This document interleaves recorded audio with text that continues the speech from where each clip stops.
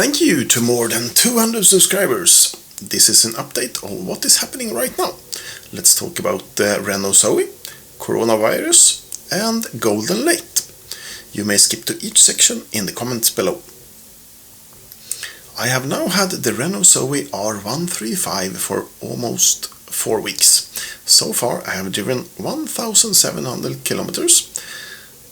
Some to and from work, but mostly to visit friends and family and to use on my spare time.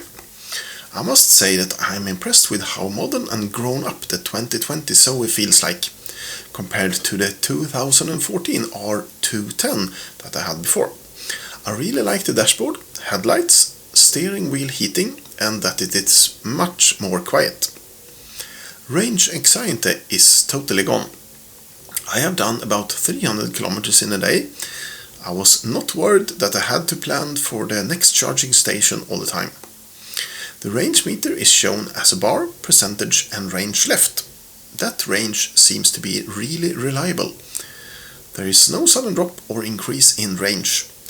However, speed and outside temperature is a factor to consider.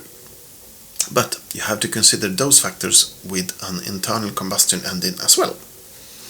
The car drives best, that is most comfortable, around 70 to 90 km per hour. It drives really nice in town. The B mode is really nice once you get used to it.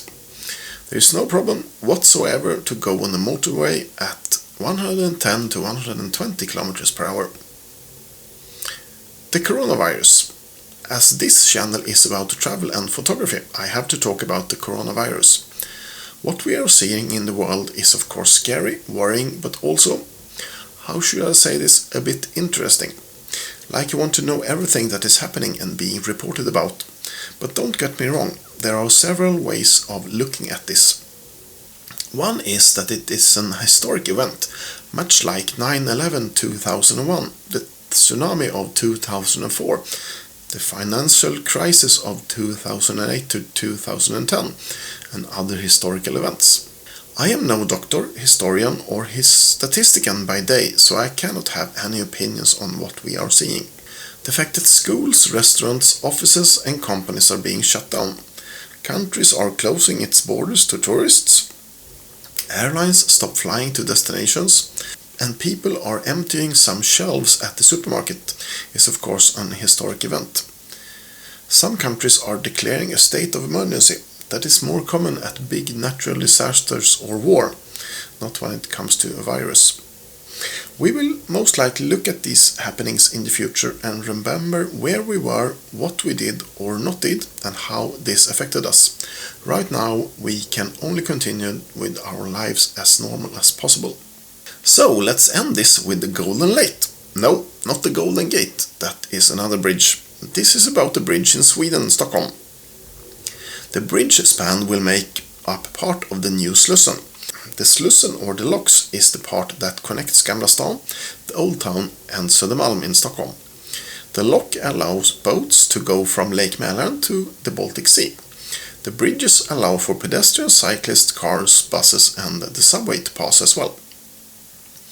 Slussen was first finished in 1935 and was praised as the modern era's first large project. Over the years, this traffic hub has seen many things happening. Up until 1967 we drove on the left side of the road in Sweden. In 2016 they started a complete overhaul of the Slussen area. It will take about 10 years to complete. One major part of the new era will be the new bridge.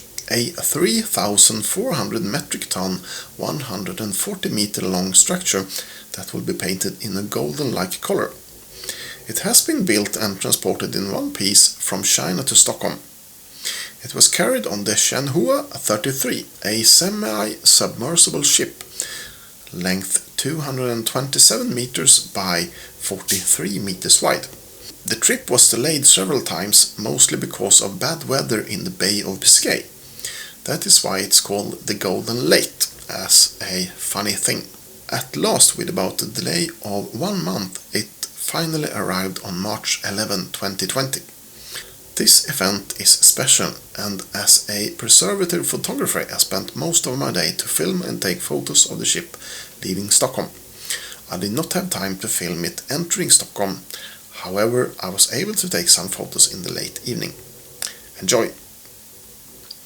To see more videos about travel and photography, you should comment, like and subscribe, and I'll see you soon again.